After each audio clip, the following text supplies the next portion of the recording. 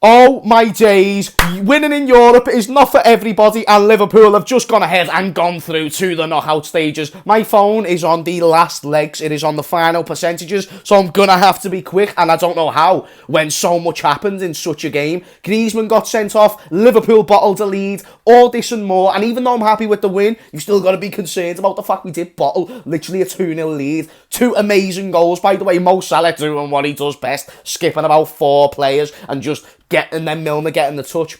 Brilliant. Naby Keita, he only scores world-class goals, does our Naby lad. Didn't really do much for the rest of the game, but who cares, because we ended up getting the 3 points. The one thing I will say before, because don't want this to be a bad video, we won the game against Atletico Madrid, the champions of Spain, and even though we got fingered, it didn't impact us. Yes, we might have got lucky with Griezmann going off, but it was actually a red card. Some will say we got lucky with the penalty decision at the end, which I didn't think was a penalty. So overall, even though Atletico Madrid were, in my opinion, the better team, we did not deserve to lose that game, because them decisions were right decisions. We deserved a penalty. The Jota incident from when he won the penalty and the one where he nearly conceded one, they were very similar situations, but if you play in contact sport, you know one of them is a foul and one of them isn't. There was force in the one against Jota. There just wasn't barely any contact in the one against them. They were really claiming for it. Simeone was fuming. It was like he was just walking in on his bird, shagging some, as if it was one of his fucking players. Do you know what I mean? He was devastated, and rightly so, because he's a competitive manager. But I heard he never shake Klopp's hands at the end, which... Listen, he's just a fanny, so who cares? We got the 3 points and we're through to the next round. Bear in mind, Atletico Madrid are on 4 points. I believe Porto have just beat Milan 1-0. That means we're looking very, very comfortable at the top, and it looks like we are going to finish top of the group. As for the game itself, opening 20 minutes, amazing. Everything you'd expect, pressure, loads of chances, most of the possession. How I thought the whole game would go. But then we dropped our heads, except this time it wasn't just for a moment. It was AC Milan all over again, Brentford all over again, Man City all over again. You can't keep, it's not sustainable over the course of a season to go ahead and play football matches like this. So Liverpool absolutely need to do better in them situations and not drop your heads. It shouldn't take a Jurgen Klopp bollocking at half time for you to go ahead and win that game.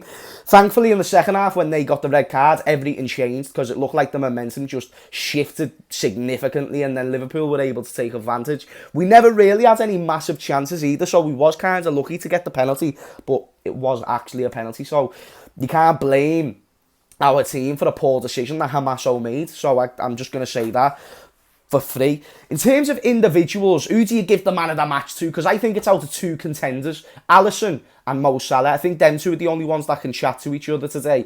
Alisson made some world-class saves in the first half, because I thought we should have been losing at half-time, just to be real with you. I thought it could have been 3-2 or 4-2 to Atletico Madrid, and I was praying. If you watch my watch-along, I was there just praying we could get to the half-time as soon as possible, otherwise we would be done for. And we nearly was done for, especially with that penalty that came right after ours. It was such a mad game, so much involved, but that is a proper Champions League night. And even though it never went the way we wanted it to, like some will question Fabinho not starting, for example, I think I wouldn't look too much into that, because Fabinho did start against Brentford, he started against City, and look what happened there. Today, the players just dropped their heads. I wouldn't blame the manager, I wouldn't blame any individual directly, but it is what it is. Virgil van Dijk, can he do better? Absolutely. Can the communication between the backline be better? Absolutely. And are we over-sensitive to conceding counter-attacks from time to time? Yes, definitely. It seems to be our kryptonite, and it's very similar to 17-18 Liverpool and also 18-19, except in 18-19 we were more disciplined at the back. Now, we're still early days in the season, that can improve over time for sure, but some people were calling for Kanate. Let me know what you would have done different, because there's definitely improvements to be made, because we want to win the league and the Champions League. We don't just want to go on one front and sprint in one race. If we're playing like that, we're going to get caught out in either one. That's the way I kind of see it. But do not dismiss the opposition that we played against. We played against great opposition with great individuals. One of the hardest teams to beat in Europe. I think, I've always compared them to Chelsea. The fact that Atletico Madrid, the defensive first, I'm absolutely sweating me tits off after that game. The defensive first, so I knew it was going to be difficult in that aspect, but they controlled possession of the ball.